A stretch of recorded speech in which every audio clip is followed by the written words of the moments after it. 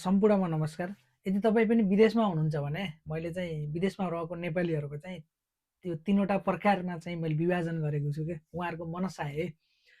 कस्तो भने एक थरी हुनुहुन्छ जो विदेशमा आएर बस्नुभएको, उहाँहरू बसिरहेको ठाउँलाई चाहिँ एकदम मन पराएर एकदम सेटिस्फाई भएर बस्नुभएको छ एक थरी। र अर्को थरी हुनुहुन्छ यत्तिको दुःख गर्ने भए यसरी चाहिँ काम गरिरहेको भएदेखि यो मेहनत गर्ने भने त नेपालमा पनि त केही हुन्थ्यो होला भन्ने खालको सोच पनि बनाउनु भएको हुनुहुन्छ, यहीँ विदेशमै हुनुहुन्छ, काम गरिरहनु भएको छ होइन। र अर्को थरी हुनुहुन्छ बेकारमा चाहिँ यो कन्ट्री आइएछ, योभन्दा अरू कन्ट्री गएको भए चाहिँ अझै राम्रो हुन्थ्यो कि भन्ने पनि हुनुहुन्छ। खासमा तपाईँहरू चाहिँ अब कुन कुन देशमा हुनुहुन्छ र तपाईँ बसेको ठाउँमा के तपाईँ सन्तुष्टि हुनुहुन्छ, अब कि तपाईँ पनि कुनै रिग्रेटमा चाहिँ बसिरहनु भएको छ अथवा के छ, कमेन्ट चाहिँ गर्नु होला होइन। र मेरो पर्सनल्ली भन्नुपर्दा मेरो व्यक्तिगतमा चाहिँ मेरो चाहिँ मुड अनुसार हुन्छ होइन। अब कहिले चाहिँ यस्तो ठाउँमा किन आइछु भन्ने नि फिल हुन्छ होइन। अब कहिले चाहिँ यहाँभन्दा अन्त गएको भए नि हुँदो रहेछ भन्ने नि लाग्छ कहिलेकाहीँ।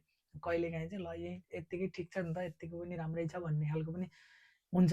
अब त्यही भएर मेरो पर्सनल्ली चाहिँ खासै यसमा चाहिँ म्याटर गरेन। तपाईँहरूको चाहिँ कस्तो छ कृपया कमेन्ट चाहिँ गर्नु होला है त। हस् त, धन्यवाद।